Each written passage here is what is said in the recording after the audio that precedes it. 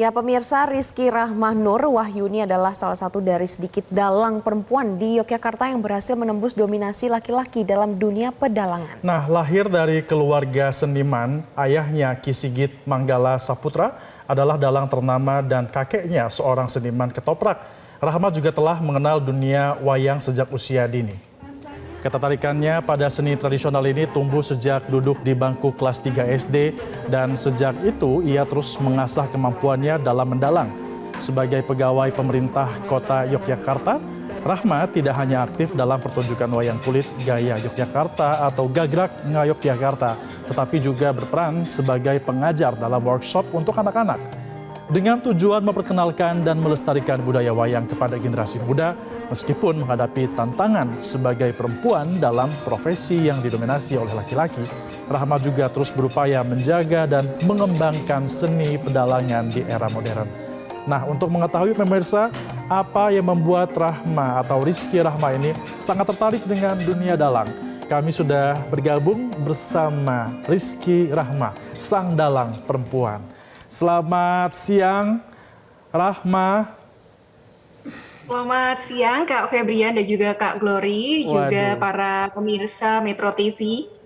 Terima kasih sudah bergabung bersama kami. Ini stylenya sudah mode dalang ya sepertinya ya. Nah, Rahmah, kalau kita boleh tahu apa sih yang membuat Rahmah ini tertarik untuk menjadi dalang, kan anti mainstream ya perempuan menjadi dalang ini? Ya, sebelumnya perkenalkan nama saya Rizky Rahmah Nur Wahyuni, biasa dipanggil Rahma. Saya lulusan Pendidikan Kimia Universitas Negeri Yogyakarta dan saat ini bekerja sebagai staf protokol di bagian umum protokol Seda Kota Yogyakarta. Dan kenapa pada akhirnya saya mengambil dunia wayang kulit ini, karena kebetulan tadi sudah disampaikan juga oleh Kak Febrian bahwasannya keluarga saya adalah keluarga seniman. Jadi sejak kecil itu memang sudah akrab dengan dunia seni, dalam hal ini wayang kulit, karena kebetulan Bapak juga dalang dan sejak kecil ketika Bapak pentas itu kita sekeluarga selalu diajak di lokasi pementasan, maka dari itu timbul keinginan untuk akhirnya minta diajarin oleh Bapak, begitu.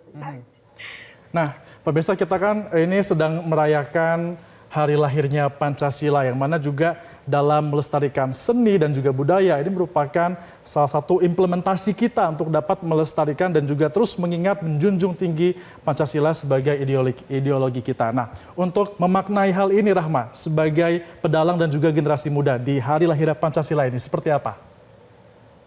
Baik, di hari lahir Pancasila ini saya sebagai dalang perempuan tentunya mengajak kepada seluruh generasi muda untuk ikut melestarikan kebudayaan khususnya wayang kulit, dan di mana sekarang sudah era digital juga, bahwasannya pagelaran wayang kulit itu juga bisa diakses dimanapun dan kapanpun. Jadi ketika masyarakat Indonesia mau untuk mempelajari, bahkan untuk nguri-uri, atau bisa jadi juga menjadi dalang, nah itu juga bisa langsung belajar di media-media yang sudah sangat mudah untuk diakses oleh kita semua, begitu Kak.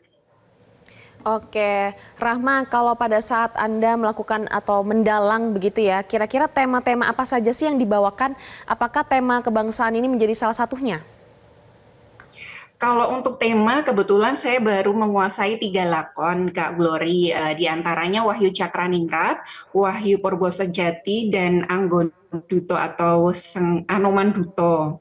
Anoman Duto ini mungkin dikaitkan dengan hari lahirnya Pancasila. Mungkin dalam hal ini bagaimana si Anoman ini mempunyai jiwa sebagai istilahnya dia diutus oleh Prabu Ramawijaya bahwasanya harus memastikan keberadaan Dewi Sinta. Nah, di sini adalah sosok Anoman ini merupakan sosok yang kesatria, kemudian rela berkorban dan sangat amanah untuk mengerjakan apa yang sudah diperintahkan oleh pimpinannya, begitu Kak. Artinya memang di sana ada kesetiaan, ada rasa tanggung jawab untuk terus bersama-sama dan juga bersatu seperti itu ya Rahma ya dalam Wahyu Anoman tadi. Nah, Rahma, ini kan tentunya kan Anda merupakan seorang dalang tapi yang menarik adalah seorang perempuan juga. Nah, tantangannya seperti apa sih Rahma dalam menjadi dalang perempuan ini, dan ketika menghadapi tantangan itu Untuk Rahma menghadapinya seperti apa? Untuk tantangan sendiri sebetulnya berkaitan dengan stigma masyarakat bahwasanya dalang itu lekat dengan atau identik dengan seorang laki-laki. Nah, di mana ketika saya muncul sebagai dalang perempuan, kemudian dengan karakter suara perempuan, nah itu mungkin agak sedikit asing diterima oleh para penonton atau pemirsa pagelaran Ruang Kulit pada saat saya tampil begitu. Jadi mungkin untuk kendala atau hal yang mungkin beda dengan dalang laki-laki adalah dari segi suara, kemudian selain itu juga dari segi tenaga.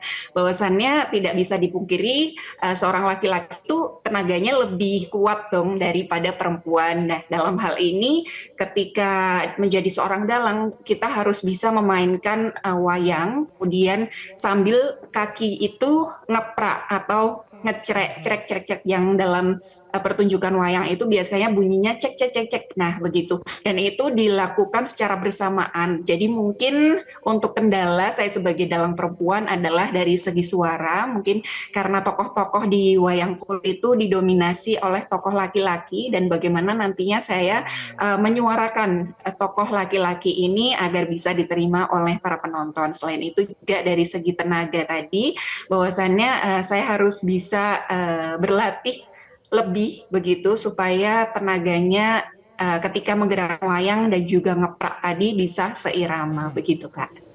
Oke, Rahma, kan kita sekarang sudah di dunia digital ya. Bagaimana menyesuaikan pekerjaan sebagai pendalang ini dengan dunia teknologi sekarang ini?